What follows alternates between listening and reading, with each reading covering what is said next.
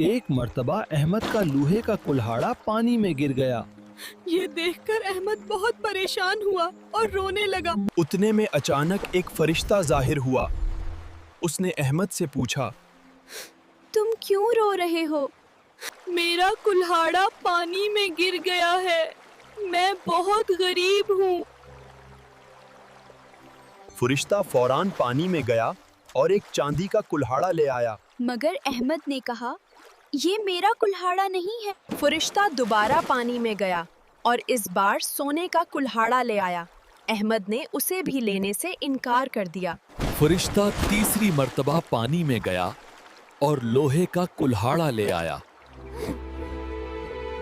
لوہے کا کلہاڑا دیکھ کر احمد خوش ہو گیا اور بولا، ہاں، یہی میرا کلہاڑا ہے۔